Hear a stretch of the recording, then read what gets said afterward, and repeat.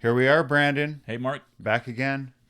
And this time talking about our old buddy Ralph or Waldo. Yeah, We already what we figured this can't out. do is spend half the episode trying to figure out what to call him. I called him Waldo. There we go. Waldo. That was what he went by. Yeah, that's what he liked being called. So Ralph Waldo Emerson, the legend. You know what's funny is as we're starting this episode, it's been like 3 weeks since we last recorded or so, right? Mm-hmm. Yeah. Last week was Christmas. That's the excuse. Or wait, was this week's Christmas? Oh, last week was my son's birthday. Yeah, that was Okay. it. Anyways, where was I going? Oh, Unto us a child was born, oh, indeed. and his name shall be Enoch. His name should be Enoch. So what's funny is every time we start this, and I'm watching myself in the camera that we don't want to watch ourselves in. I'm not going to say. Yeah. Close that. Yeah, you didn't say it. Good job. I just did. Every time we start, like I look at myself, I'm like, oh, I wish I would like. I always start the same way. You always say hey, and I always go hey, and it's like the same. Hey, that's people like that. The consistency. Yeah, they're like, hopefully Brandon says, hey. I think that there's probably been a few times that I was inconsistent, and we probably lost viewers. Yeah, they're like, what? Who are these guys? Well, so, today we decided, because we're still trying to figure out where we're going to go. Because we're gonna have a smorgasbord after this, where we're gonna talk about what we're looking at, what we're interested in. But anyway, so I decided because I know Brandon likes the Self-Reliance by Ralph Waldo Emerson, and it was my first one I read of his. I was interested in reading it, and it's pretty cool because it's not exactly what you think. Whenever I think of self-reliance, I think of like self-reliance, but like kind of like survivalist. Yeah. Like out there in the woods, being able to rely on their own. Yeah, I think things, of either that, but I think of that, where or he else I takes think it. of like financial self-reliance. Yeah. Yeah. Yeah. So that's not where he takes it. And so we'll talk about it. But first, What we got first? You surprised me. I'm excited. Okay, Yeah. Yes. Mark has a surprise. I found a little. I found something at the store, and I was like, "Oh my gosh, we got to try these." Okay, we're usually big ginger beer. He's hiding them drinkers, from me. I can't see these. and ginger ale's all right, Hmm, but Canada Dry bold ginger ale. Oh, and have you tried any of these? No, yet? I haven't. Okay. So this is gonna be brand spanking new. Canada Dry. Because Canada Dry is probably the weakest of the ginger ales. Yeah, I never really cared for Like it. Verner's is this is in my thing. Verner's is tops. Yeah. When it comes to ginger ale, Same. It's got enough spice to it. Is what my mom would always give us when we were young and sick. With it. Yeah, because of the ginger. Yeah. Yeah. And so, but if you're on an airplane, you always get Canada Dry. Yeah, it doesn't for some reason. Anyway, so this is Canada Dry bold ginger ale. Let's see.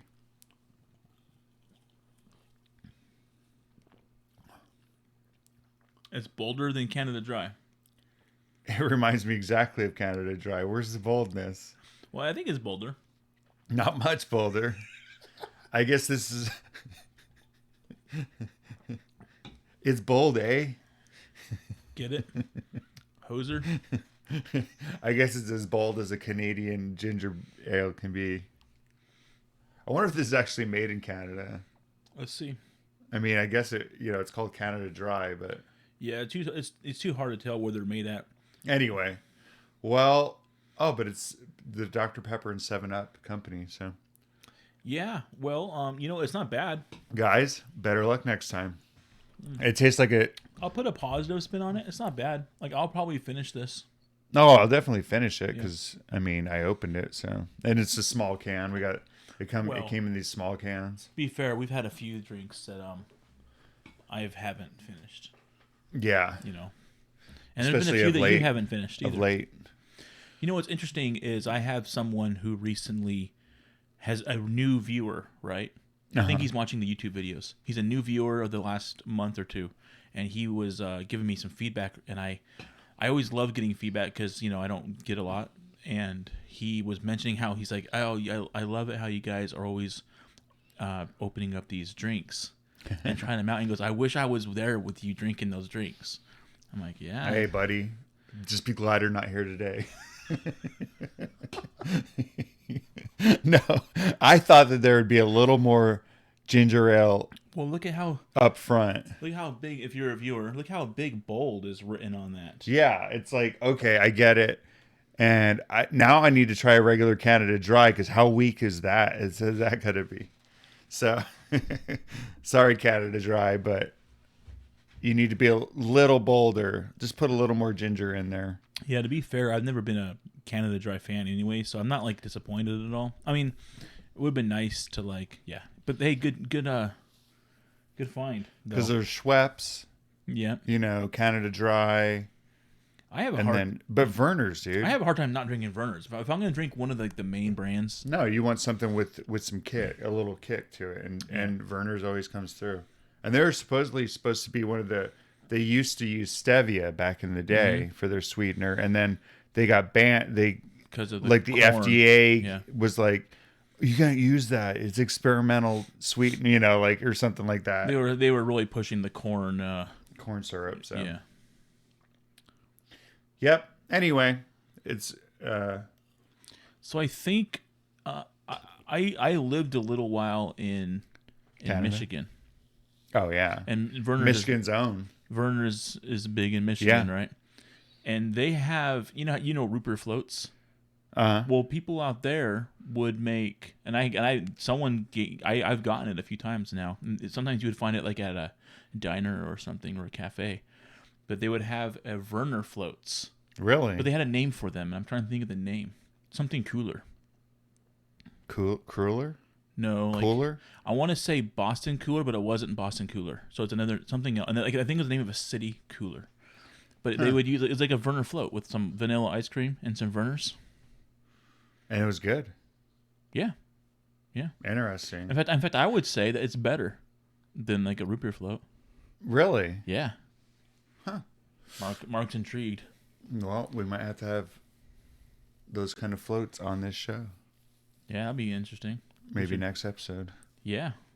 Well, okay, so... Did we mention that we're doing... Oh, we did. So, Self-Reliance, Ralph Waldo Emerson, and I just want to say that what's interesting about... I want to say, years ago, I used to collect quotes. You know how quotes make you sound smarter than you are? Yeah, you're like... Oh, I got this quote for that, once, And I had quotes from people that I didn't even know who they were, And Oh, yeah. I still do. Like I like whenever somebody quotes somebody and then it's misquoted. Sure. Yeah, I mean they say that was Benjamin Franklin that said that and it wasn't. Yeah. And that happens a lot. I have quotes. No, I have quotes today. I usually know who the quote's from and I know who they are, but I still have a few of people that I haven't read their stuff. And I have quotes in my notes from them and I keep them. Well, hey. Waldo here, I had a lot of quotes from him, and there was one quote that I really liked, and I didn't know where it was from. And so when I first read Self-Reliance, I actually found it in there. You came across it. I'm like, oh, this is where this quote. Brandon, share that quote with us. Want me to share that quote? Just share that quote with us. Okay. Oh, you don't have it marked? Oh, I actually probably have it marked. Want me to mark? Well, it's fine. Actually, there's a couple of really good quotes. One that rhymes that is like, I needed to learn that one. Oh, yeah. You know what I'm talking about? No, but I did want to mention that Ralph or Waldo he also was a poet. I like calling him Emerson though. Well, no, I'm just saying. I like calling him. Actually, I do too. Because we're not on a first name basis with so him. So Emerson, no, we're already changing it. Emerson was a poet too, and at the beginning of all of his essays, at least in this book, I'm not sure. There's one of his poems. He does. He has it in this. Watch this. So I'm gonna go Emerson here. Oh, these are ones that he wrote? This is from something else. Here it is. So it's I called it a foolish consistency, and we'll get to this probably, or we'll mention it. Oh yeah, we will. Do you know which one this is? Yeah, this is one of the things I have. Okay. Oh, wait, this is the one that I was saying. Should we wait then? No, but this is the one I was saying that I liked, and I want to commit to memory because it rhymes. Okay. Oh, really? Yeah. Okay. That's funny. So a foolish consistency is the hobgoblin of little minds. It does rhyme, doesn't it? Adored by little statesmen and philosophers and divines. With consistency, a great soul has simply nothing to do. He may as well concern himself with his shadow on the wall. Speak what you think now in hard words, and tomorrow speak what tomorrow thinks in hard words again, though it contradict everything you said today. So you shall be sure to you shall be sure to be misunderstood. Is it so bad then to be misunderstood? Pythagoras was misunderstood, and Socrates, and Jesus, and Luther, and Copernicus, and Galileo, and Newton, and every pure and wise spirit that ever took flesh. To be great is to be misunderstood. And you actually sent that quote to me over a text that we could go to. Yeah. Okay. Yeah, I was listening to it. I was like, oh, yeah. Yeah. To be great is to be misunderstood. So I had that quote. Like, nobody gets me, man. And I've been... Nobody gets me. I'm misunderstood. Gosh. So anyways, let's get into this. Waldo gets me, man. Waldo gets you. He knows the plight of us great people. So I'm looking at your copy, and you have... Well, let's just something before. You have a little poem or something? Yeah, and it's fine. Okay. Yeah, why didn't you get it? I don't know. Oh, I probably have it right here. Oh, yeah. Is that it? Yeah. Okay. So for some reason, that's a good poem, didn't put actually. it in there. It's fine. So, well, you didn't mark it, Brandon. No, I didn't mark it. That's why I turned the page, actually. Well, do you mark a poem, though? Like, if you like it. If you like, do you mark the whole thing? I know someone who used to mark the scriptures, like the Bible and stuff. I do that. Well, and so I think most people who read them and who like try and study them do. Yeah, whenever something, but you're like, but they got to the point when like every page was marked, like the whole page. Like, hey, yeah. Well, it's like, wait, why are you just marking certain parts? Isn't it all good? Yeah, you sure. Call them out. How dare you? What are some better than others? You're picking and choosing. So the first thing in his essay is he talks about. He starts it off with referring to an eminent painter. Oh yeah. And he says the soul always hears an admonition. Well, I guess what he says is he was reading some verses by an eminent painter that were original. original and not conventional. And then he mentioned, this is where he goes, the soul always hears an admonition in such lines. Let the subject... Oh, We're nice. Getting some drinks. This is...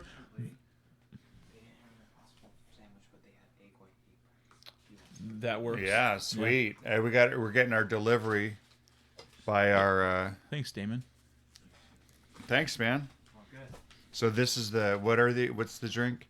We've had this before. Yeah, these are the best. Golden ginger drinks. Golden ginger drinks from Starbucks. All right. Thanks. Thanks a lot. This is a good thing. It's a good thing those ginger ales didn't turn out very well. Oh man, now that's bold right there. That is bold. Well, so okay. So where were you going with this? Okay, here we go. Okay, so to believe your own. All right. So he says, the soul always hears an admonition in such lines. Let the subject be what it may.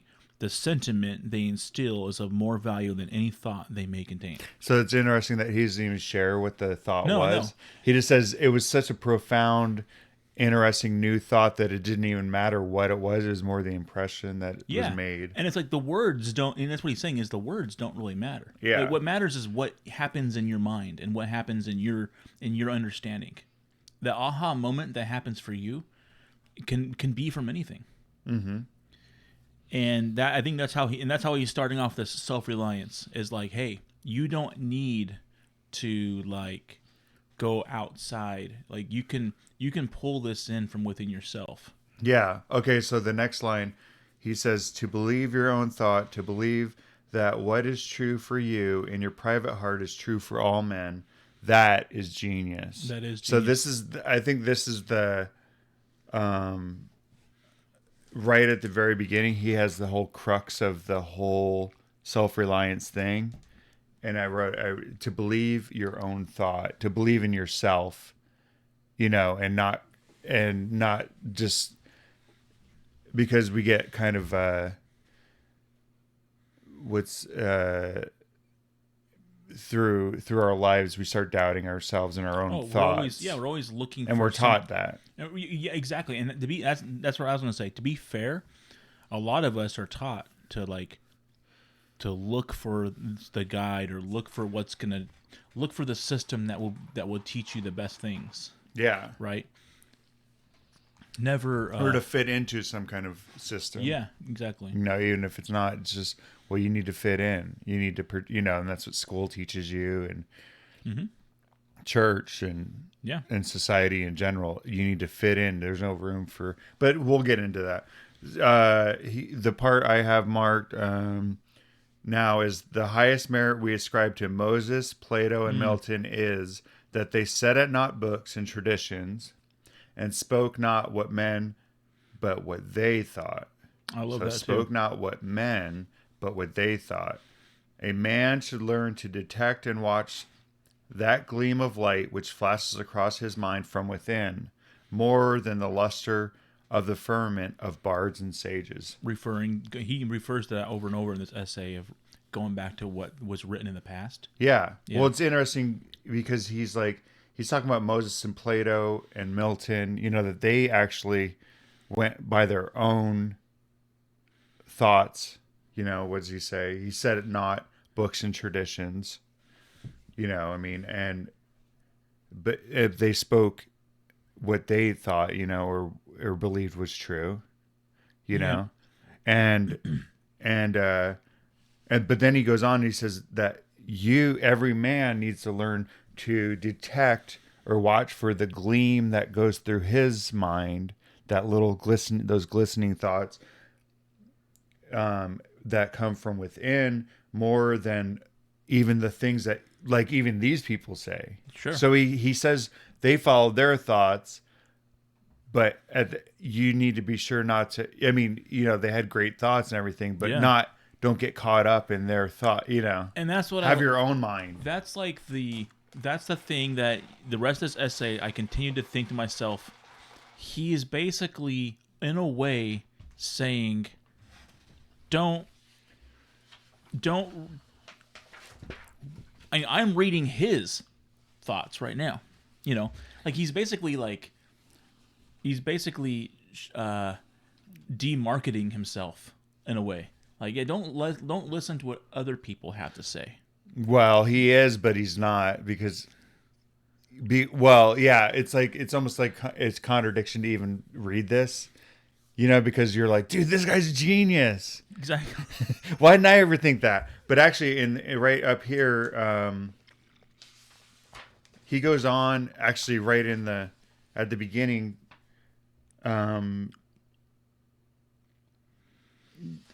talking about that gleam of your own thoughts. I don't know if you, but you've got where I'm going to. But okay. I love that part. But we did. He says he dismisses without notice his thoughts because it is his. So he talked about looking at that gleam, but we've learned to dismiss our own thoughts because they're our own, and not because they're other people, genius guys. Like we're saying with this essay, we're like, whoa, I wish I would have thought about that. And then the very end, the thing that you have, and he says, else tomorrow a stranger will say with masterly good sense precisely what we have thought and felt all the time, and we should be forced to take with shame our own opinion from another. So that's basically. I've had that happen before. I know, but that's what we're talking about with reading the essay too. Sure. Like you're just like, whoa, this is why, this seems so right. And maybe we in the past we've had a thought somewhat similar, but we dismissed it. I've been in that position where I've heard someone say something, and then I'm like, oh, I wanted to. I never. Of course, you don't do it. You don't do it because it's lame. But I wanted to be like, oh, I've always thought that. You've never said that? We never said anything about it. Like, oh well, guess what? I'm saying it. So yeah, that imagine being you had your inward thoughts that you've never spoken and probably never even lived, and then also somebody says it and you're like, oh, dude. It's like having an invention and all of a sudden you realize somebody else invented it. Have you ever had that? Oh, yes. Like, dang it. Yeah. Like you have that stroke of insight. So basically, he's talking about embracing your, the gleam, the light, the thoughts that you have, not dismissing them, or else someday you're just going to get them. Somebody else is going to come up with it. Yeah. And steal, not steal your thoughts, but sure. They're going to actually. You're going to feel like they were stolen. Yeah. You're like, but I thought that. Yeah. And it's like, well, it doesn't matter because you never did anything about it. I remember years ago, we were actually both working at UPS, right? And there was, remember that movie Inception that came out? Well, on one of the slides in the warehouse, a box of Inception posters broke open down the slide. Oh, okay. And they were in a different language, though. It was a different language. It wasn't English. And so it wasn't called Inception. The posters they called Mind Crime. Mind Crime? Yeah. And so it was before the movie came out, and I didn't know. So I'm looking at the poster, and I had this story that I was working on at the time. That was, and I told this a few people now, like the plot and like the idea of Inception. I had a story in my mind that I'm like, that would be a cool story to tell. And then Inception came out, and I felt like, that was my story. Obviously, it wasn't. Brandon wrote Inception, guys. Yeah, I did it. I was the original author. Where did you get royalties for it? Yeah, exactly. But anyways, we have those happen. Those things, or there's no way that you're going to be the only one to think something. So it'll only be a matter of time that you'll hear your own thoughts that you had before. Someone else will say it. Yeah. That's brave enough or bold enough, and you'll be like, oh. Hopefully they're bolder than Canada Dry. I'm pretty sure they would be. Ale. I'm pretty sure they would be bolder. Anything that doesn't take much. This turmeric drink is way bolder. The golden ginger drink. Yep. Well, so anyway, you got to get comfortable with yourself unless you want to be hearing in your thoughts, unless you want to be hearing said back to you from somebody else, what you should have said. So he says that he must take himself for better, for worse, as his portion. And then he goes on and talks about like, what do you have marked? Okay. No kernel of nourishing corn can come to him, but through his toil bestowed on that plot of ground, which is given to him to till. So the power which resides in him is new in nature, and none but he knows what that is which he can do, nor does he know until he has tried. Okay, so basically he's saying that every individual has this plot of ground and this kernel, so he uses two which analogies. That's actually pretty hermetic right there. Yeah. The whole gender. Okay. Right? Planting a seed. Like the higher mind and the natural mind and growing things in fertile ground. But whether it's you growing them or somebody else growing them is a whole another story. Remember that? Oh, yeah. Where they're... Oh, yeah. Where it's like... Yeah, you're kind of manipulating... So you can, Yeah. Or are you going to be manipulated? Exactly. Or are you going to manipulate yourself? Sure, yeah.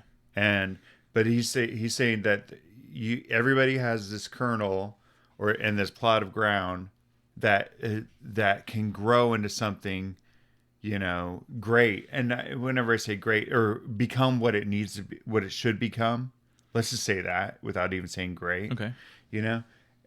But it's only in their power to be able to reveal what it actually is, to that it's self-reliance, I guess, that it's the self that can make it become what it's supposed to become,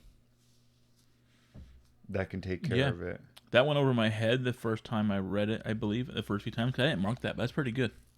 Yeah. Well, yeah, I thought it was cool because, like, It's like through his toil,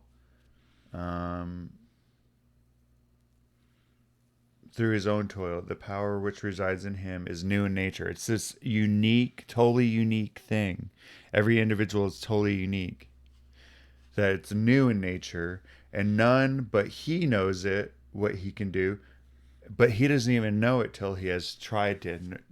Yeah, it's like you have to. You don't even know what you can become. Yeah. So every individual, it's like, I don't know. I really like his stuff because he's very like independent. I guess this is kind of that early American. Sure. I mean, this is written in 1841, or Yeah. And I mean, one of those early American independent thinkers, like Thoreau and stuff. Mm-hmm. Like, I'd like to do his Thoreau's one on. What is it? Oh, the right social, yeah. Gosh dang it, where you don't. Anyway, well, whatever. We couldn't find that one.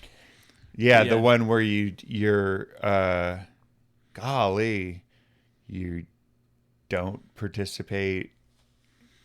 Yeah, it's like a reverse. I can't think of what it is. Anyway, on that one, because it's like this super social. Oh, whatever. Anyway, but that essay that he wrote on that later inspired Gandhi and different things. So it's like this independent thinking. Civil disobedience. Because that one's an interesting thing and it kind of goes along with this, I think, where you're just like, I'm not going to be pushed around, I don't have to participate, and mm-hmm. you intentionally don't participate. Yeah. So anyway. But everybody has they're a kernel that can become something different, something unique in the world, but they'll never even know what it is until they've put it to the test and developed their thoughts, or developed their personality or whatever. And we can't know what it is when all we do is look outside to find out how to grow that and what to make it, right? Yeah, we're looking. I mean, in you're looking at somebody else. How did they do it? I mean, I've done that so many times. I'm like, how did and then you compare yourself to somebody else, and it's good to look at other people, but it's good ideas. Sometimes it's like you want to do it exactly. I've seen it where people go to not gurus, but just people that they like, and they ask them questions about dating and everything. It's like just weird stuff that it's like, well, what does that have to do with anything, Mm-hmm. But anyway, I don't know but I like he says that God will not have his work made manifest by cowards. Yeah, I love that. That's like epic. Like, God has a work to do, but he's not. If you're cowardly, if you're afraid of your own thoughts, or ashamed of them or whatever, God's not. He's not going to manifest through a coward. I mean, any prophet and stuff, totally. Take the Bible or whatever. They're going in and saying, you guys are doing, what's wrong. You're not doing. You've fallen away or whatever, and they're going against the grain. I mean, Jesus, sure. Going or Jeremiah or Isaiah, all those guys.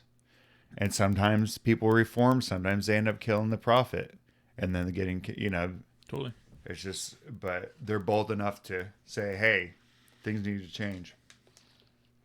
So don't expect to have God speak through you if you're not willing, if you're a cowardly. That's the thing, is all these people that we end up quoting someday, and they have books, or they did something profound that changed the world, and we always look back to them and go, wow, they always, like and that's one of the first things you read is like who. Oh, and he actually mentions later who was Newton's teacher, who was Shakespeare. Yeah, he mentions that later. It's like they did something profound. They had the guts to go out and do it. It was really hard, probably, to do it. Yeah, and they had the courage to go do it. While most people, and I'm not, this is not an insult, but most people just follow them. Yeah, and yeah. So, well, yeah, they make their mark because, yeah, they're bold enough to say. But we'll get to that. So the next thing that he emphasizes is trust thyself. So there's a few points. Yeah, the first one is believe your own thought. But to reinforce this, he says trust thyself. When every heart vibrates to that iron string, accept the place the divine providence has found for you, the society for your contemporaries, the connection of events. You know, that's the thing. That's hard to do. Trust that you're already in the right place, and that you're, you know what I'm saying, that you don't have to go out and find yourself. Like, it's already here somewhere, and you can, like, the people around you, the events that have taken place, these aren't like getting in your way. These are the things that are gonna you can use. That's interesting, because I think a lot of times I personally am like waiting for some event to happen or something to change. We all are, yeah. We always wait for the next chapter. I'm like waiting, for some spiritual thing to happen where maybe it's just being comfortable and why I was using situations. I was talking to my wife about this last night. That's why there's that whole saying that money can't buy happiness, because when people say that, like, oh, it's like a cliche, right? Oh, money can't buy happiness, like But I always think to myself, yeah, but you know what? Paying the bills really helps your stress levels, Yeah. And so I've always been a critic to that statement, like money can't buy happiness. But I think that when I step back and I look at it, I understand that, yeah, money can really help out with a lot of life stresses. But when you're always looking for something more and you're looking to move on, I think that's why people that have all the money they can ever need and ever have, and then they're still unhappy, that's why they go into these high levels of depression and end up getting, ruining their lives, because they're like, I can't get any more money, and I still I haven't found myself yet. Yeah. So now where do I go? And I think that's what we do that naturally. We're always looking for something else, rather than looking to where we're at. And he says that great men have always done that. They confided themselves childlike to the genius of their age, betraying their perception that the absolutely trustworthy was seated at their heart, working through their hands, predominating in all their being. And then, I don't know why I didn't quote that part, but I did quote, and we are now men, and we must accept in the highest mind the same transcendent destiny, and not minors and invalids in a protected corner, not cowards fleeing before a revolution, but guides, redeemers, and benefactors, obeying the almighty effort and advancing on chaos and the dark. So changing their own what's going on. Yeah, being guides, redeemers, benefactors, advancing on chaos and the dark. Yeah. So making their own way. Yeah. In their circumstances, not waiting for circumstances to change. Yep. Well, then he kind of goes through, I don't know what, something else marked. Infancy conforms to nobody. Infancy conforms to nobody. All conform to it. So that one babe commonly makes 4 or 5 out of the adults who prattle and play to it. Yep. Yep. We babes. Out of the mouth of babes. Out of the mouth of babes. So, the next part that I thought was interesting was it's kind of like that there's a thing, consistency. That as soon as a person has spoken or acted, and said something like maybe profound or, that is correct, he is a committed person, says, watched by the sympathy or the hatred of hundreds whose affection must now enter into his account. He becomes clapped into a jail by his consciousness. So it's kind of, I was trying to, like, you get stuck into some kind of the consistency trap. Like, you say something, and then all of a sudden that becomes who you are. Yeah, and you're afraid that now you can't. You're going to show that you're a hypocrite if you change. Yeah. Or that you were wrong, maybe. Yeah. Yeah. So it becomes a jail of your consciousness. It's like, well, but the other day you said something, something a little different. Anyway, hopefully it'll become more clear what we're talking about as we go through and have more quotes. But who can thus avoid all pledges, and having observe again from the same unaffected, unbiased, unbribable, unaffrighted innocence must always be formidable. So if you can avoid the kind of trap, hopefully I'm making sense, instead of like, okay, well, I said this, but you can say something different, another time, or, I'm trying to think of an example of. Well, you see that a lot in, I don't know if this might not be a bad example, but you see that a lot in politics. Like, you'll have some politician, and then when they're running for some kind of office, they're like, 20 years ago you said this, and now you're saying this, and sometimes, or even sometimes it's like, well, you pledged to not raise taxes, and now you mean, it's like you're unable, in your election, yeah, and it's like, well, things sometimes circumstances change. I'm not defending whatever, but I'm just saying. I mean, politicians are probably the worst example because they're the worst people. Exactly. But that, I mean, because they'll say anything. They're not even consistent in, they'll say anything and do the opposite, in secret. So I think you also have this problem in some strong religious contexts or groups where, like, there'll be some kind of, like, well, God, the prophet or the God or the, somebody from old times said this.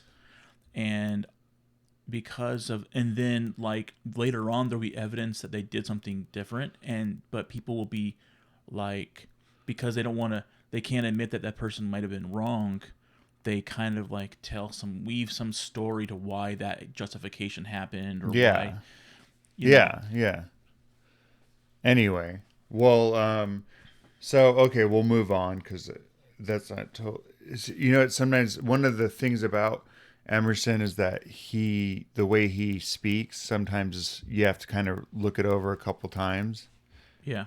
And to try to figure out, like, exactly what he's saying, because it's written in the 1840s, so, and he's a scholar too, so he writes, and uses some words that we don't regularly and use. I think I said this before. I think he gets a bit wordy, like, should have been named Wordsworth. He gets really wordy. He can say too much sometimes, and then it gets hard to understand. But yeah, totally. But it's good because you can read over a couple times and be like, oh wait, I didn't hear this. Yeah. So it's like, I'm sure, I don't know how much time he probably spent, a lot of time working this whole essay out. Like, think how much time for each one to be like. So, I mean, it's interesting. It's well thought out.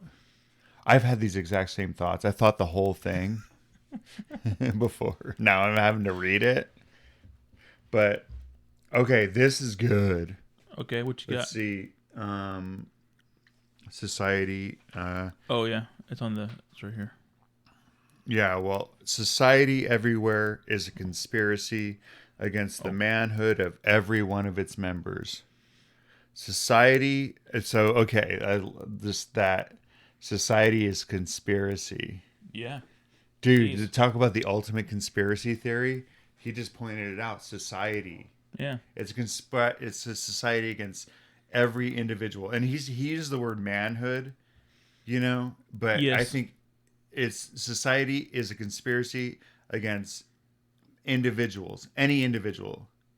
I mean, that's how they spoke in the 1840s about manhood, and sure. but yeah, it was I'm saying every individual society, and definitely men and women, that society is the biggest conspiracy out there, and we're all buying into it. Then very few, are willing to get at it. He goes on to say society is a joint stock company. Okay, so this is like a perfect. Yep. In which the members agree, so we're all shareholders in it, right? Mm-hmm. Of this joint stock company called society, for the better securing of his bread to each shareholder. So we can all, mm-hmm. work together. But in order to have that, we surrender the liberty and culture of the eater. The virtue in most requests is conformity. Self-reliance is its aversion. Yeah. It's the opposite. Yeah. And society loves not realities and creators, but names and customs. That's what. Anyway, yeah, I thought that was the best. It's a good point. How many times have you done something that wasn't what you were supposed to do, according to the groups that you're in, and everybody is immediately just like people that were like you would rub shoulders with and be great friends with, and then you do something that wasn't that you didn't conform to some kind of idea, and all of a sudden you have a bunch of people that are out to try and almost in some cases ruin you. Hey, Brandon, you're breaking the social contract.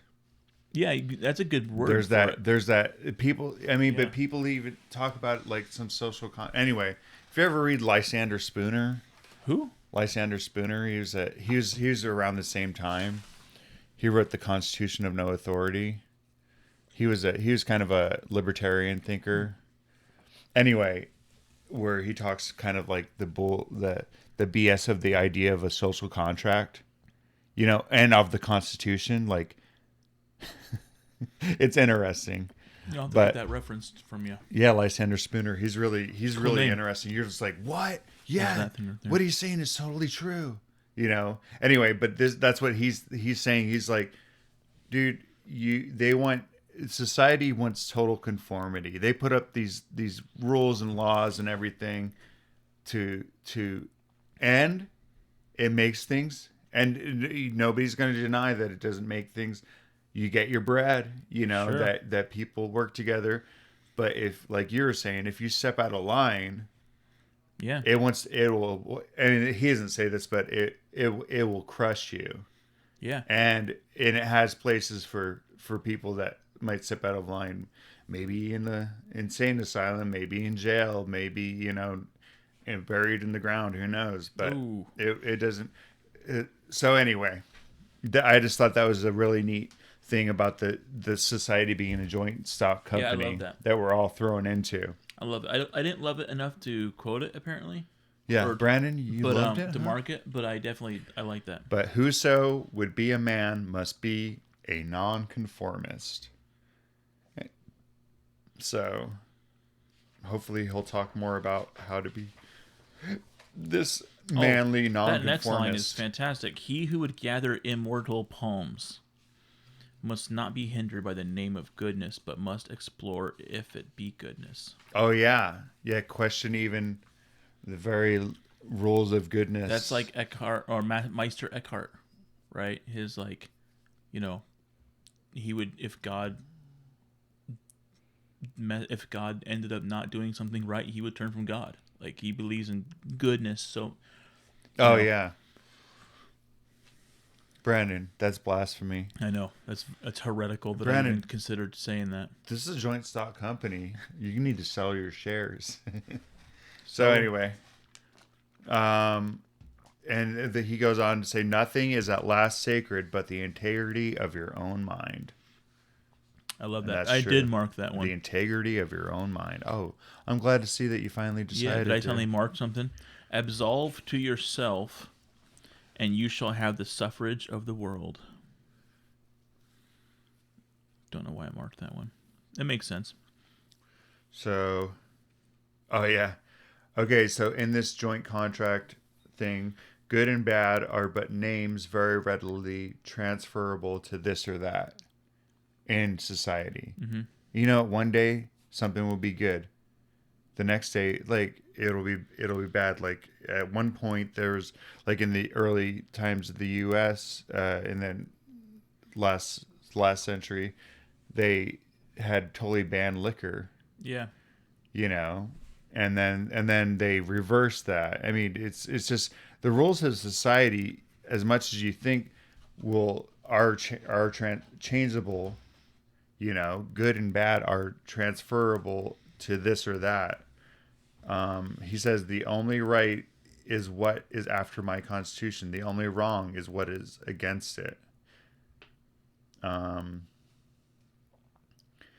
But he says this: I am ashamed to think of how easily we capitulate to badges and names. Oh.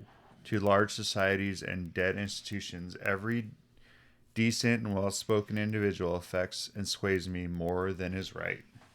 I like that because we all do that with, oh, you got a badge? Yeah. You know? I mean, like these like restaurant inspectors or whatever going around shutting people down, you know, but they got a shiny badge. They got a plastic badge they're, you know, wearing around their neck. So they have that authority. And we're just like, okay. Yeah. You know, or the police, you know, or whatever. It's just we names and badges. Oh, that's a lieutenant, or you know, a colonel, or a senator. You know, all these things. Like I'd say it's a bishop or a cardinal or a, you know, trying to think of other religious. I'm trying to think of religious badges, but yeah, there's.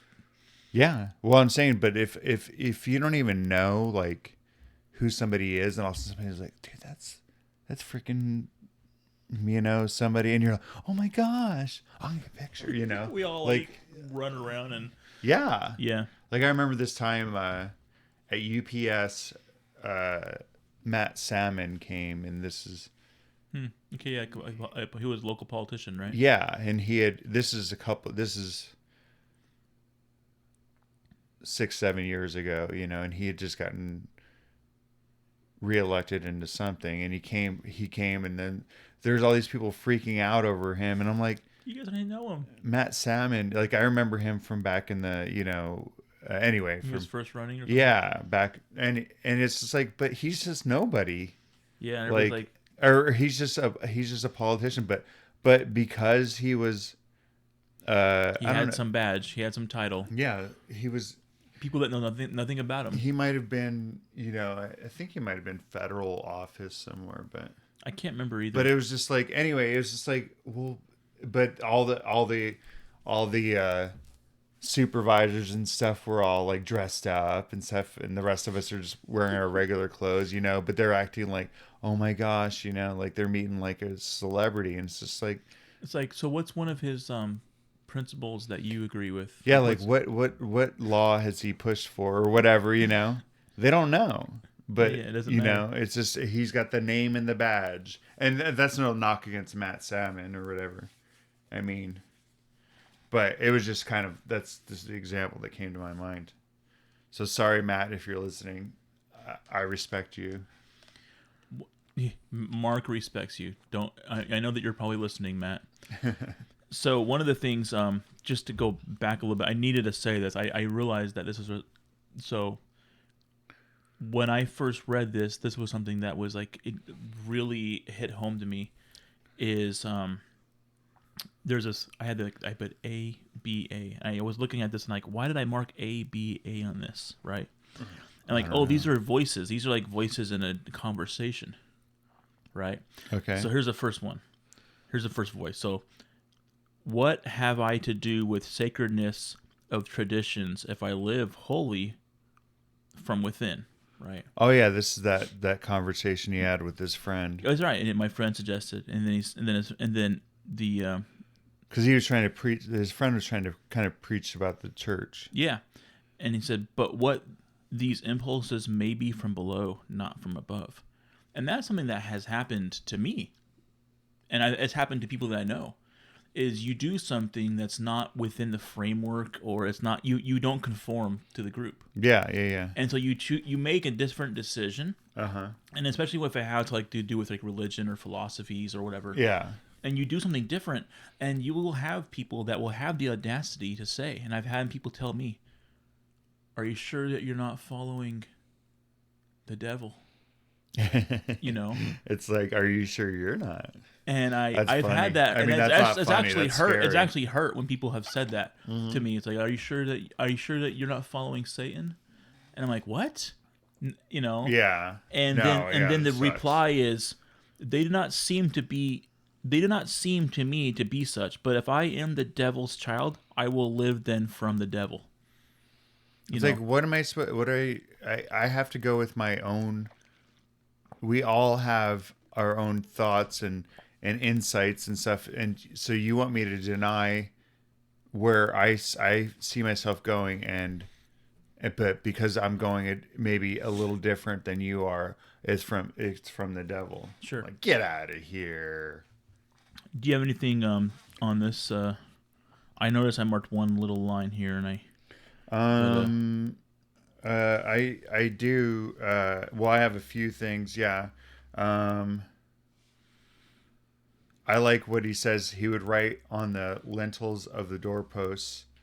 That's the Jewish thing, right? Those little papers. Yeah. I don't know. Yeah, they're the lintels. But yeah. He would write the word whim because that's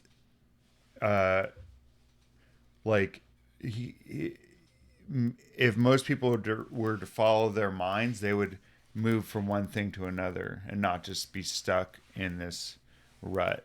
Yeah. They would be whim. And he says, I hope that it's somewhat better than whim, but that it'll end up being better than whim, because later he talks about kind of like how you're going back and forth. It seems like, but if you're looking at the life as a whole,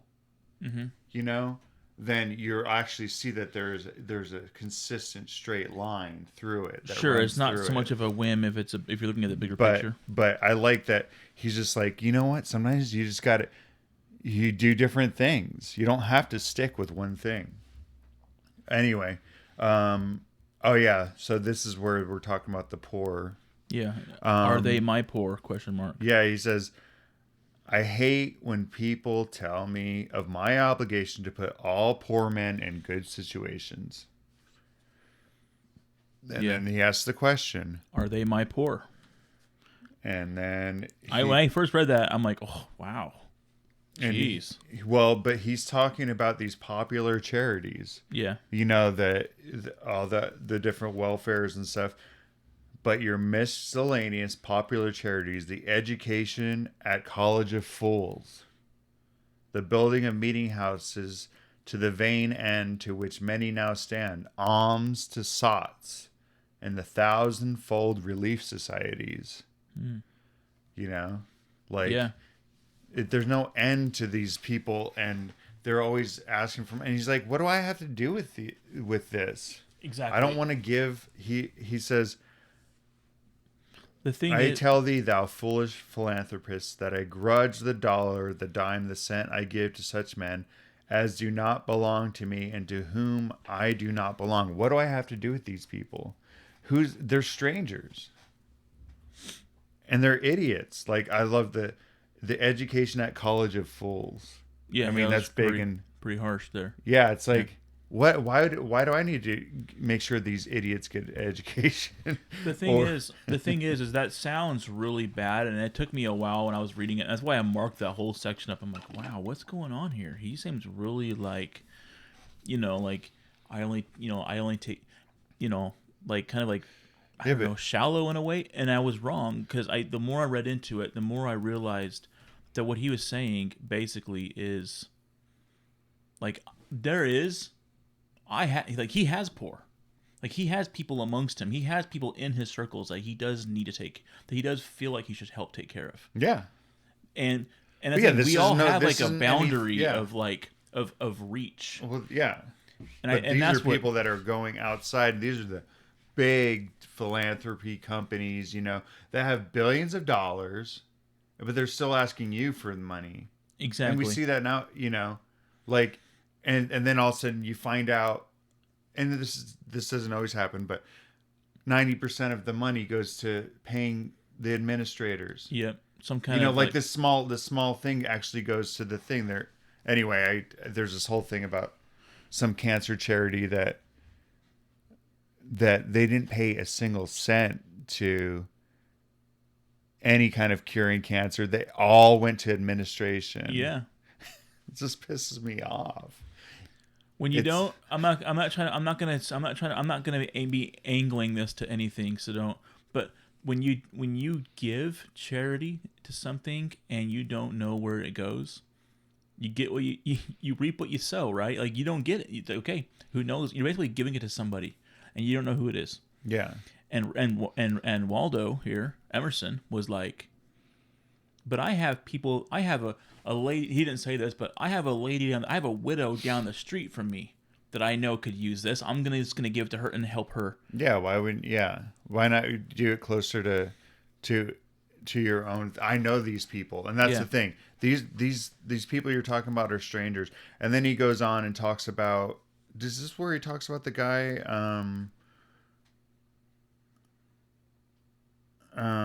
Where's he? Talks about the guy. Okay, well, he talks about a guy that joins in the cause of abolition. That was a previous. Was it? Yeah. Anyway, just really quick, but for the angry bigot of people, an angry bigot that has joined into the cause of abolition for people thousands of miles away, and doesn't even, and he's a total jerk to everybody around him. But he's like he joins abolition for people in Barbados or something. That's what he's like, hey, take care of your own house. Yeah. I guess skipping that. Go love thy infant, love thy woodchopper, be good-natured and modest. Have that grace and never varnish your hard, uncharitable ambition with this incredible tenderness for people thousands of miles away. Yeah.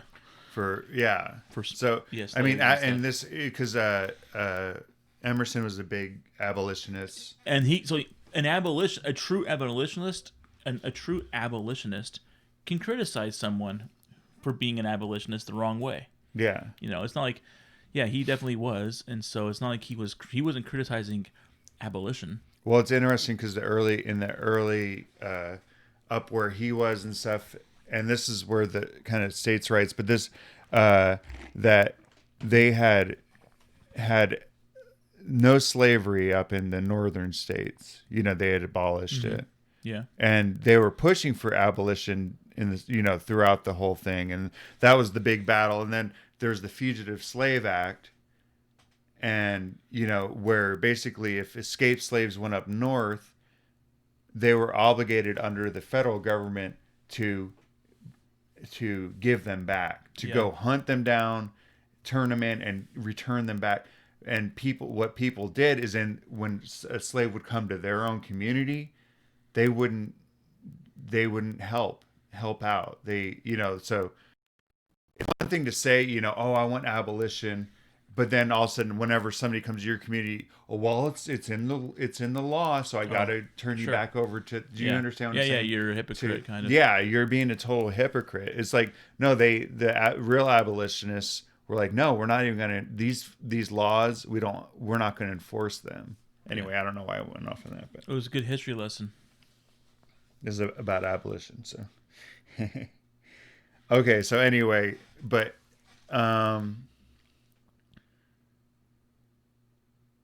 let's see. We're only like 5 pages into this. Yeah, we can go faster. So let me read this. I wrote down the monk next to it. I have this principle of the monk in my mind, but yeah. What I must do is all that concerns me, not what people think. This rule is equally arduous in actual and in intellectual life, may serve for the whole distinction between greatness and meanness. It is the harder because you will always find those who think they know what is your duty better than you know it. It is easy in the world to live after the world's opinion. Sorry. It is easy in the world to live after the world's opinion. It is easy in solitude to live after your own. But the great man is he who, in the midst of the crowd, keeps with perfect sweetness of the independence of solitude. Yeah, to be in that's that stoic thing. Yeah, sure. Yeah, it's easy to to when you're with the crowd to have the mind of the crowd, when you're on your own to have in solitude to have your own mind, but when you're what does he say? But he who is in the midst of the crowd keeps with perfect sweetness the independence of solitude. That's the big thing. Not being swayed by the crowd. Yep. And I have that marked, Brandon. Well, we both did. That's probably the first thing that we both had marked. Do your work. Okay, this is an interesting thing. The second thing we both had marked. Do your work, and I shall know you. Do your work, and you shall reinforce yourself. He's, talking about. Unfortunately, in society, he says, if I know your sect, I anticipate your argument. And if I know your politics, I anticipate your arguments. They're all the same. You haven't thought. I hear a preacher announce for his text the topic. And I do not know beforehand that not possibly. Wait. Do I not know beforehand? Do I not know beforehand that not possibly can he say a new and spontaneous word? Yeah, it's going to be out of the Bible. It's going to be right out of the thing. Do I not know, with all this ostentation of examining the grounds of the institution, this is the expert. Yeah. He will do no such thing. Do I not know that he is pledged to himself not to look, but at one side, the permitted side, not as a man, but as a parish minister. I like this. He is a retained attorney. And these heirs of the bench are the emptiest affectation. Oh. So I like the idea of the retained attorney. So he's retained they have him on retainer. Sure. He can't go out and do anything else because he's got to work with, he's already committed to them. Anyway, and this is a good thing. Most men have bound their eyes with one or another handkerchief and attached themselves to some one of these communities of opinion. Do you have the this conformity makes them not false in a few particulars. This is a good, makes them not false in a few particulars. Their every truth is not quite true. Their two is not the real two. Their four, not the real four.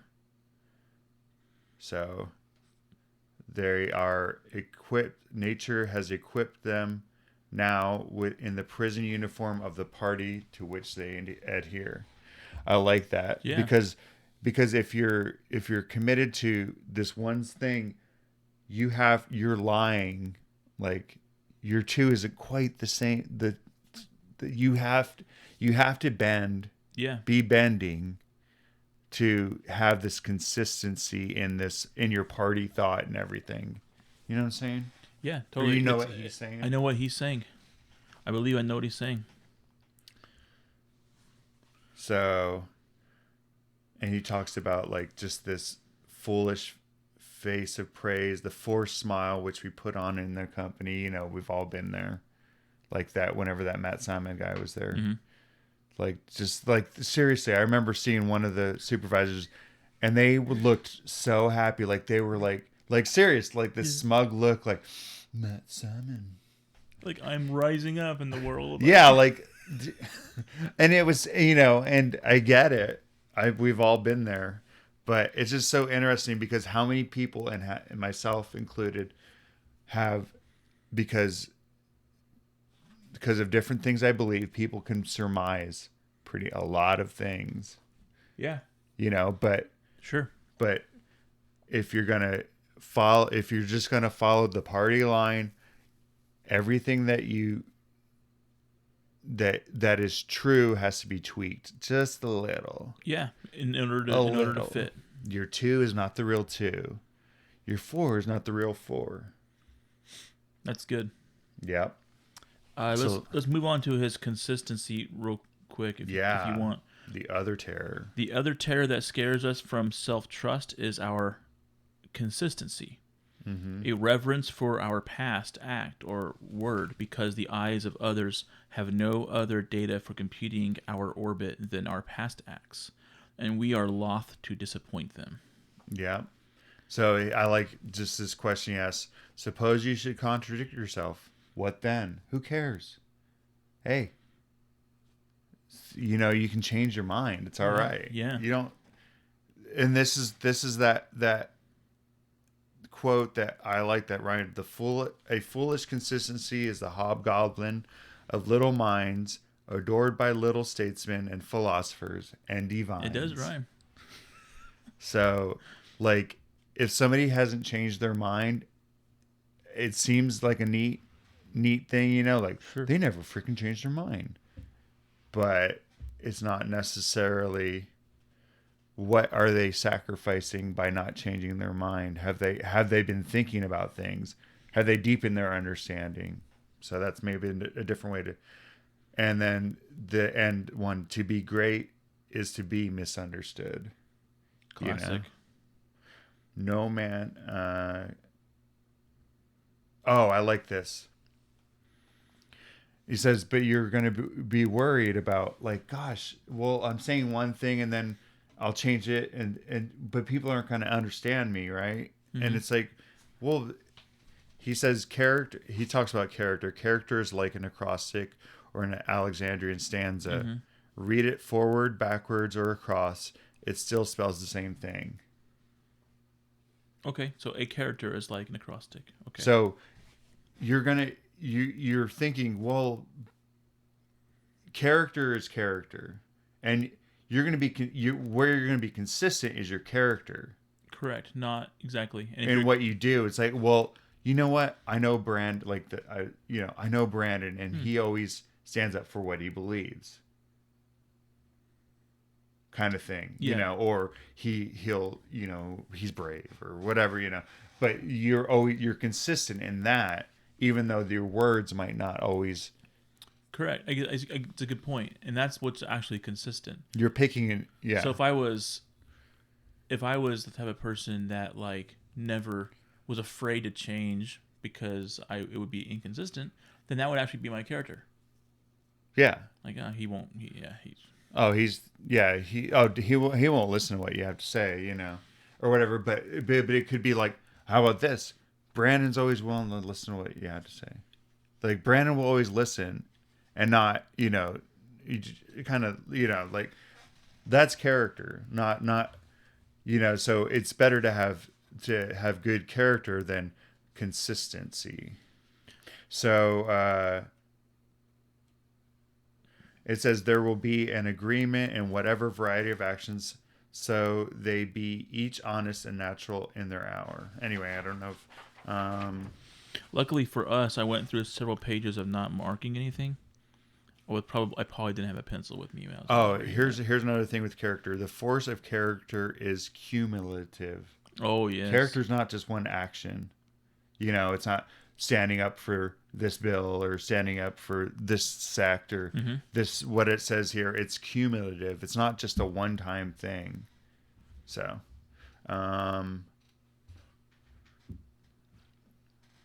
it. And then he talks about honor. We worship it today because it is not of today. We love it and pay it homage because it is not a trap for our love and homage, but is self-dependent, self-derived, and therefore an old, immaculate pedigree, even if shown in the young. So honor, character, honor, Yeah. And it's not a trap. It's not like you hear the trap of, like, patriotism or something, or like, oh, he's so honorable, he served, I get and blah it. blah. Yeah, honorable's less. It's like more And it's malleable. like, no, it's a lot bigger than that. Yeah. It's not a trap, or it's not something you just put on something. It's not gonna tie you down to anything. Yeah. But he says, I hope in these days, oh, this is one of the things that I thought was interesting. And I hope in these days we have heard the last of conformity and consistency. He wants it done away with, and this is in 1840. But he, unfortunately, he didn't. Let the words be gazetted and ridiculous henceforward. He says, I will stand here for humanity, and though I would make it kind, I would make it true. Let us affront and reprimand the smooth mediocrity and squalid contentment of the times and hurl in the face of custom. Anyway. Every true man is a cause, a country, and an age. And then he talks about Caesar. Yep. Caesar for ages after we have a Roman Empire. Whenever Christ is born, and millions of minds will grow to cleave to his genius. So an institution is the lengthened shadow of one man. So these big people that stood for whatever, they had a huge impact, and the rest of us are, being moved by the wake of what they caused. Yeah, we kind of referenced that earlier. Yeah, kind of just there's the movers, and then there's the. Yeah, man, I got a lot marked, Brandon. Oh my gosh. This is a big essay, wasn't it? Yeah. Well, let's get gosh dang it. Let's find some gold nuggets. There's lots of gold nuggets. Jeez. That always happens on recording. Yeah, I marked too much. Mark, you have too much, man. I limited mine. Well, let's go with your stuff. Let's go with your stuff. Okay. We need to get through this. Okay. I got what I really liked. As you're going, I'll look kind of.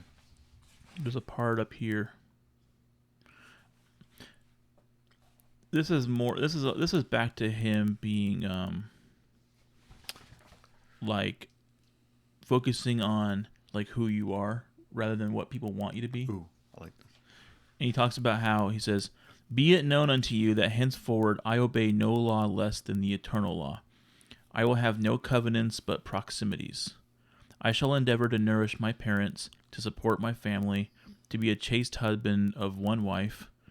But these relations I must fill after a new and unprecedented way. I appeal from your customs. I must be myself. I cannot break myself any longer for you or you."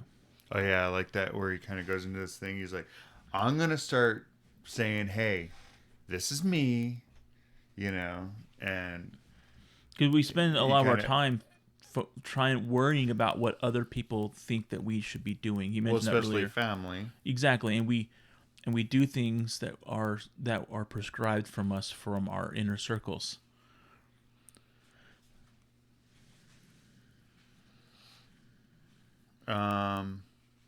One thing that he says is, if a man claims to know and speak of God and carries you backward to the phraseology of some old moldered nation in another country in another world, believe him not. Because he's talking about reading that like that. God. It's kind of like the Jesus where he says the kingdom's inside of you, that the God within you is, he's, you're, if yeah, he's trying to point you back towards these old moldering books and not showing you exactly. Once again, it's pointing somewhere else. It's taking it away from what's local and focusing on something that's far away. Yeah, like old stuff. Like, I actually had that one too. Do you see my markings? Oh, sweet, Brandon. Yeah. But I like his where he talks about. There is simply the rose, talking about. I love that one. It is perfect in every moment of its existence. Okay, so this is our lives. Before a leaf bud has burst, its whole life acts.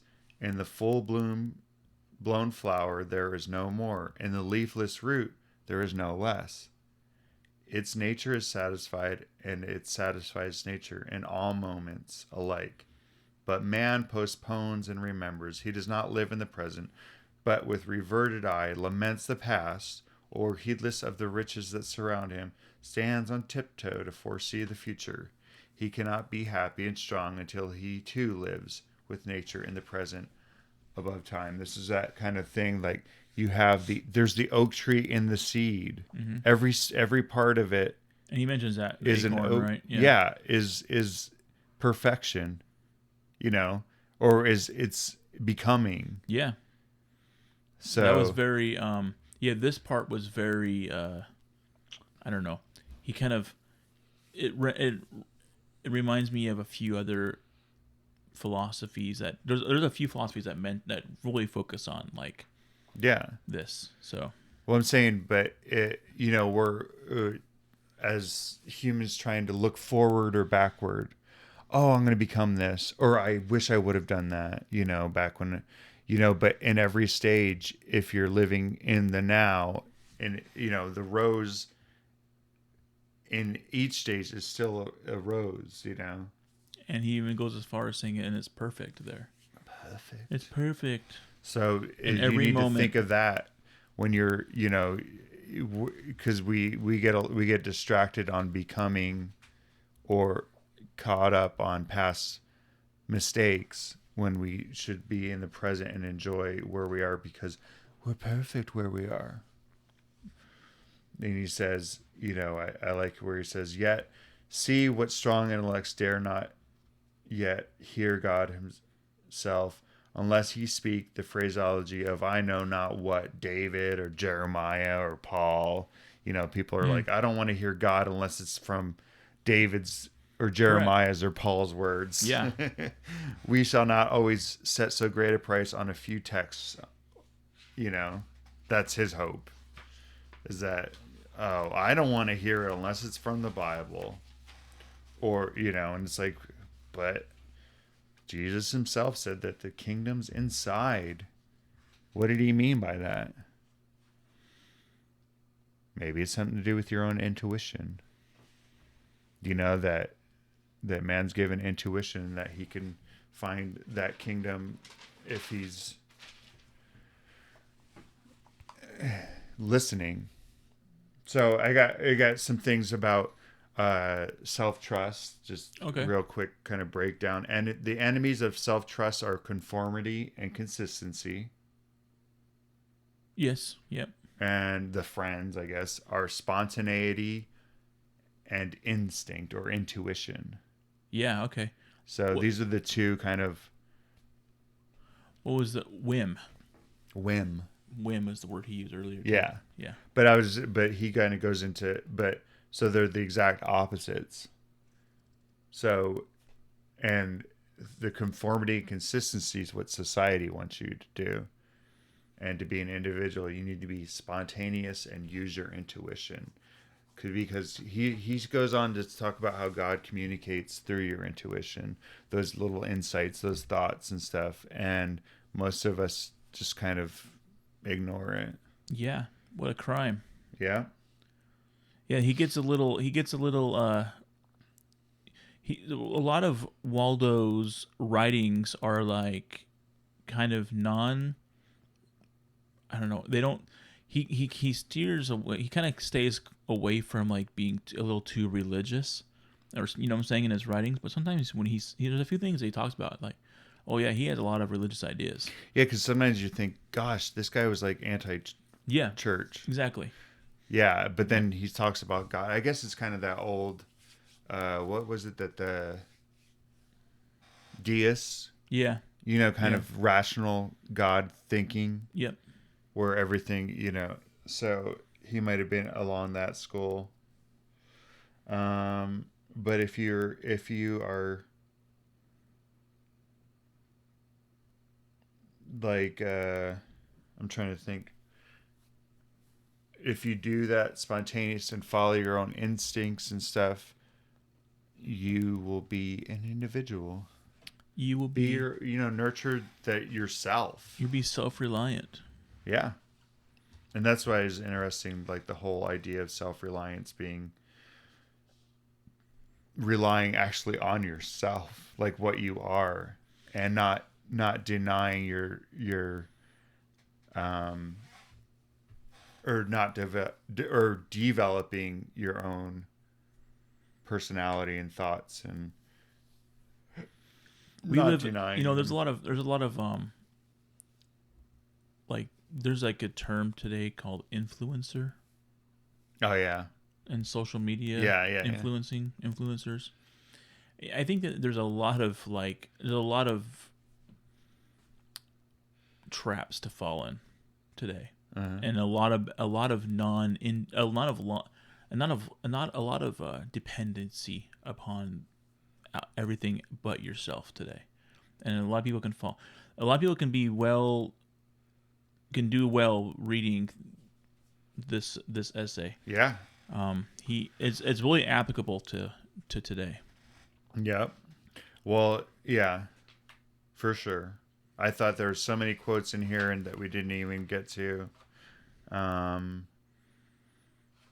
That if you read through it, you'll be like, oh my gosh, yeah, that happens. And it's just that's the thing, is that you'll have your own insight or your own thing things will pop up and be like, yeah, like he talks about prayer. Oh yeah, that's one thing that you've talked about before. Let me get the I have here it is. This is what I forgot to mark. Oh, okay. This is the prayer thing. So I know you've quoted this before. Yeah. And what prayers do men allow them? This is number one, right? Of those. Yeah.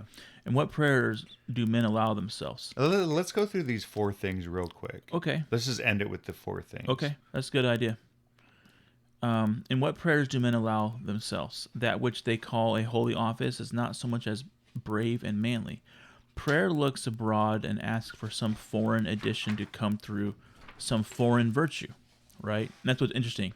Prayer asks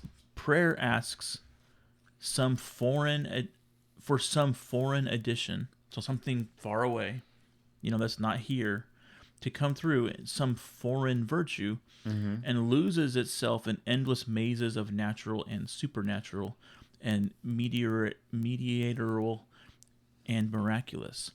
Prayer that craves a particular commodity, anything less than all good, is vicious. See, so prayer that craves something particular, a commodity, is vicious. Yep. That's okay. Prayer is the contemplation of the facts of life from the highest point of view. It is. See, so that's what he's saying. That's real prayer. Exactly. It is I hate this word. Well, just skip. We don't have to say that. It is the Spirit of God pronouncing his works good. But prayer as a means to effect a private end is meanness and theft. It supposes dualism and not unity in nature and consciousness. So here's the part that I wanted to mark. As soon as the man is at one with God, he will not beg. He will then see prayer in all action. The prayer of the farmer kneeling in his field to weed it. The prayer of the rower kneeling with the stroke of his oar are true prayers heard throughout nature, though for cheap ends. I don't know what that. Yeah, anyway, I don't know what that means either. But no, I'm saying I don't know what the for cheap ends means. But but he's just saying these are just basic, simple examples of a guy just pulling his weeds. Yeah, kneeling. I don't know why he says though for cheap ends, but because these are actual. The guy is working towards, getting. Well, and it goes back to the actions speak louder than words. It goes back to the. Yeah, true prayer is the farmer. Let's just say, the farmer kneeling in his field to weed it. The rower kneeling with the stroke of the oar to get somewhere. Yep. Prayer is action. Exactly. Prayer is not not like you said, the craving, something that's far away and won't yeah, happen, or yeah. I mean, it's or a means to effect a private end. We're so. And he says another false prayer is our regrets. Discontent is the want of self-reliance. Um, anyway, so men's prayers are a disease of the will. Their creeds a disease of the intellect. Anyway, I'm just going through some.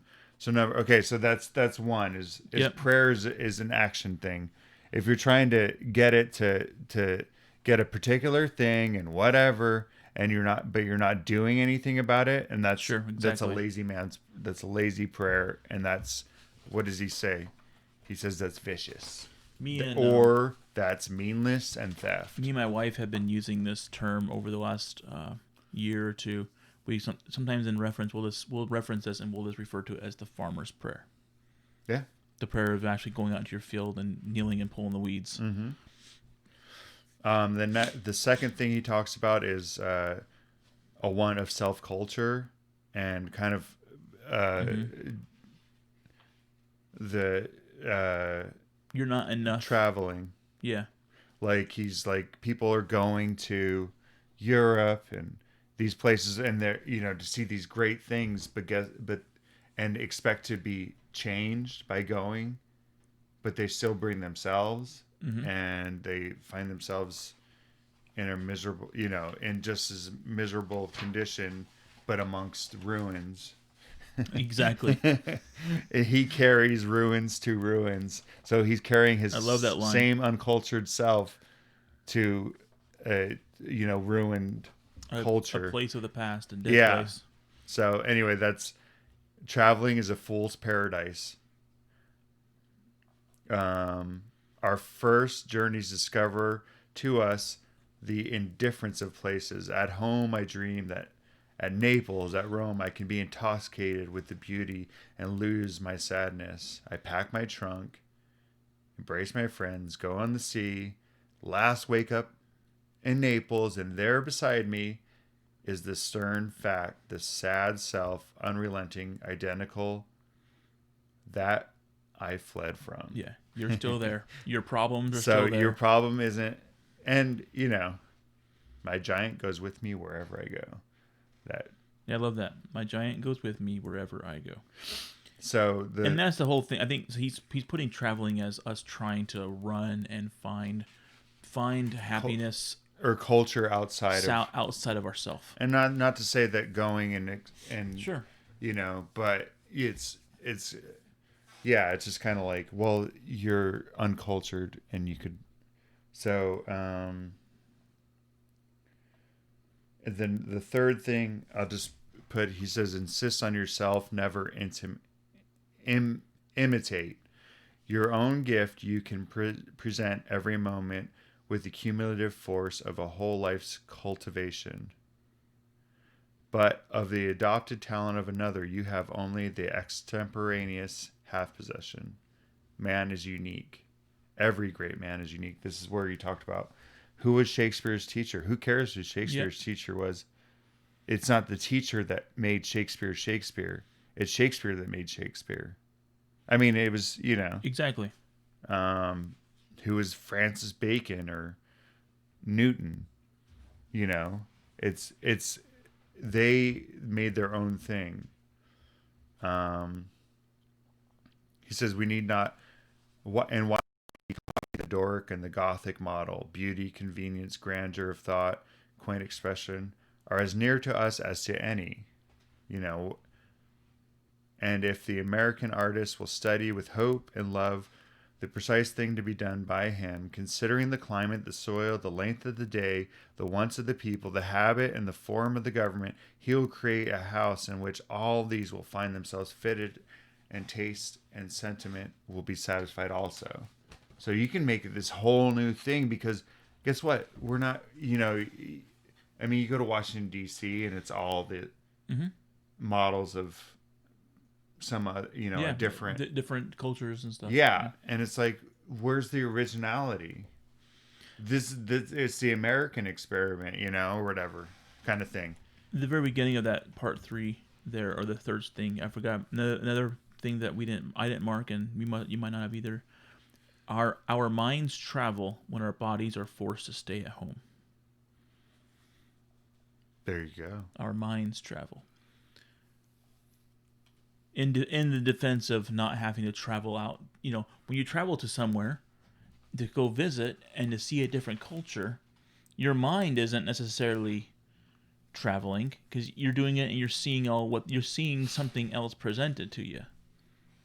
But when you're not traveling and you're at home, maybe working in your crops, for example, life might be boring, but because of that, we have the opportunity for our minds to travel and to think about things. Yeah. Like that's that self-reliance of thinking through things on our own. Well, I guess traveling too, you're looking at past men's thoughts and works. And if you're with yourself and not traveling, you're dealing with your own thoughts. Speaking of traveling, I actually was driving to California last week, and I forgot I was taking my other vehicle that I don't usually drive, and so I didn't have like my charging cables and stuff in my car with me. Uh-oh, you had to think a lot, huh? My phone died before I even got out of Phoenix, and or my phone battery was getting close to dying before I even got out of Phoenix. So I had turned off like my audiobook or my music and my entertainment. I turned it all off, and I drove. I had to drive all the way to California with just me thinking about things. What? It was great. Oh, okay. Yeah. Sometimes it can be nice because I do listen to a lot of podcast stuff, and sometimes I'm just like, I'm just gonna turn, everyone, turn off, and it's like, hey, that's pretty cool. Yeah. Okay, so number 4. Okay, I'll just all men plume. Okay. The all men plume themselves on the improvement of society, and no one man improves. So society improves. Let's go back to the conspiracy of society. Like we have to, yeah. So society improves as a whole, but individuals don't improve.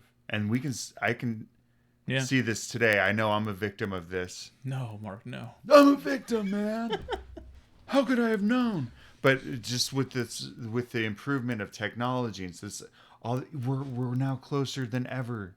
Yeah, we can talk on a whim, and see people, but we're further apart. It's kind of that, and we're not smarter. No, definitely. We're okay, and this is where the civilized man has built a coach, but he has lost the use of his feet. Oh, I love that line. Yeah. He has a fine Geneva watch, but he fails of the skill to tell the hour of the sun. The man in the street does not know a star in the sky. His notebooks impair his memory. His libraries overload his wit. Kind of stuff along that line. Insurance offices increase accidents. Yeah. And then he goes on to, hey, let's talk about some people that did some pretty cool stuff. I marked the line there. Good, read it. I have a line marked. Look. For every Stoic was a Stoic, but in Christendom, where is the Christian? That's true. Oh man, that's ouch. Very ouch, man. Okay, so he says Galileo, with an opera glass, discovered a more splendid series of celestial phenomenon than anyone since. Columbus found the New World in an undecked boat. Just some crappy boat. It is curious to see the periodical disuse and perishing of means and machinery, which were introduced with loud laudation a few years or centuries before. Like this is going to make everything better, and you're going to, but how has the man improved? That's the big question. And think about that. That's a great way to end his essay, it's near the end of his essay. Yeah. Here. So let's just end that. How has the man improved with all the greatness of society, all the great technology? Where has the individual improved? And that's the question you got to ask. And that brings, you know what? That makes my opinion of this essay a little bit different than it was the last few times I read it. Even last night when I reread through it, you know, me sitting here with you talking about it, if I was gonna like outline, or if I was gonna quote one line, what is his thesis, right? What's his main point of this essay? Society's a conspiracy. That's man. what it is. That's Society is a conspiracy. Dude, I like that because I didn't even. I mean, I know he said it, but I didn't like until today. I was like, "Whoa, dude! The biggest conspiracy of them all is society." And you know what? Yeah. Like at the end, it says most men gamble with their fortune and gain all and lose all, as her wheel rolls. But do thou leave. Don't leave it to cause and effect. Ooh, deep, man. The Chancellor Ralph, of where God. were you going there, man? Yeah. In the will, work and acquire. So we don't have to be pushed around by cause and effect or by the conspiracy of society. Exactly. If we trust ourselves, trust our own thoughts, then nothing can bring you peace but yourself. Nothing Grow your can own bring garden. You peace but the triumph of principles. Amen. Well said, Waldo. Waldo, you rock. The first conspiracy theory right here, man. 1841, man. That's awesome. Yeah, it is. It's pretty good. I like that more than I used to. I mean, I have Society's always liked it, conspiracy. Dude. Nice. Yeah. All right. Well, hopefully you got something out of it. I know we said a lot of things. Yeah, we kind of went in order as the way the essay was, and we skipped some things. But like I said, Ralph he's kind of wordy. Like yeah, I had a lot of things. We touched on most of his topics. Yeah, I think we did. So for sure. Well, if you get a chance, read it. It's not long. Like it's an essay. I mean, you know, mine printed is 21 pages. Yeah. But it's not even like, so that's as long as it is, and you will find something in there. Also, if you don't want to read it, you can listen to it on LibriVox. Yep. With a guy named Bob Neufeld, who's a good, you know, and I've listened to it more than I've read it, and it's just nice because all of a sudden you're like, yeah, like you'll hear something, you'll be like, dude, he's saying what I'm thinking. Yeah. Or like I texted you, it's like, dude, this is so relevant to how things are today, you know, and everything. So maybe trust in yourself a little bit more and trust in your devices and things around you a little bit less. Yeah, it's almost like look to yourself. That's what everybody needs to hear right now. So yeah, don't worry. You know what? Society as a whole is going, you know, a certain way. It's okay to push back a little bit and not follow totally. Yep. Rely on yourself, the real self-reliance. Anyways, hey, thanks a lot, Mark. That was a good topic. Yeah, I'm glad you chose it, Ralph, and I'm glad Ralph took the time to write it. Yeah. All right. We'll talk to you next time. All right. Bye.